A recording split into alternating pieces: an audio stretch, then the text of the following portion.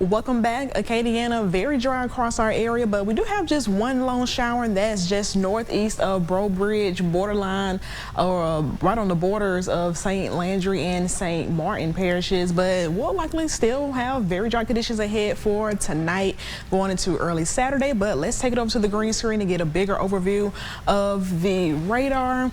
Very dry across Acadiana except for that one shower, but off towards the west they have a high pressure system, and that will likely move into our area, keeping us dry for the end of the weekend and the start of next week with drier air in place, so that will lower dew points as of now, but moisture still remaining high in the Gulf. So dew points now in the 60s and the 70s, but with a cold front coming in for Monday and Tuesday, they'll lower the dew points into the 40s and 50s. So pair that with nicer overnight temperatures, it will be very fall-like for the morning to come starting on Monday. But as far as those rain chances, 20% for tomorrow. After that, very dry for the end of the weekend and the start of next week. So we won't have much in the way of rainfall after Saturday, even for today. So as far as that drought monitor, at least 43% of Louisiana is under abnormally dry conditions. We were at 26 last week, but with extremely dry conditions ahead for the next week or so, we're likely to see abnormally dry conditions spread through the rest of Acadiana and for the rest of the state coming up.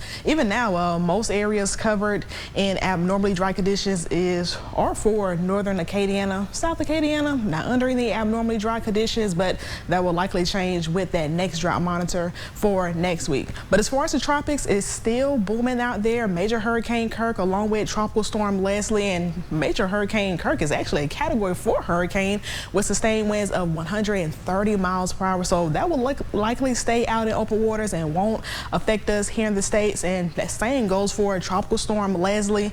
But it is a disturbance, about 20% chance of forming the next 7 days, so we'll keep an eye out for that for next week. But the biggest story is still this disturbance is becoming better organized here, is up to a 50% chance of forming the next 7 days. But check out that circle, mostly heading towards Florida, and we can check out that moisture map with the GFS. Most of that moisture in the Gulf as it pushes towards the northeast. So this doesn't include the Florida Big Bend area that was affected by Hurricane Helene. This will most likely be for the other half of Florida, including Sarasota, Orlando, and Miami, with heavy rainfall coming up for the next several days. And check us out in Louisiana. We'll have dry air in there for the end of next week. So we won't have much in the way of rainfall here in Louisiana. Most of that rainfall will stay in the Gulf of Mexico and move further east into Florida. They can expect between 3 to 6 inches of rainfall, and along Florida's west coast, they have already dealt with a lot of rainfall from Hurricane Helene. So they definitely don't need the rainfall, but on the other side of Florida, they haven't seen much in the way of rainfall in the last week or so. But here for tonight, we got a few showers, mostly cloudy and warm temperatures still in the 70s. We'll do it all again tomorrow with lower rain chances down to 20%, still mostly cloudy and warm with highs topping out in the upper 80s. May have a few 90s out there as well, but we'll at least get a few peaks of sunshine here in Acadiana.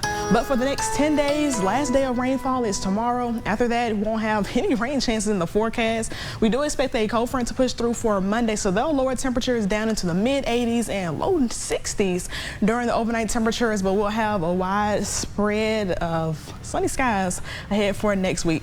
Stay tuned and we'll take a look at that 10-day forecast coming up.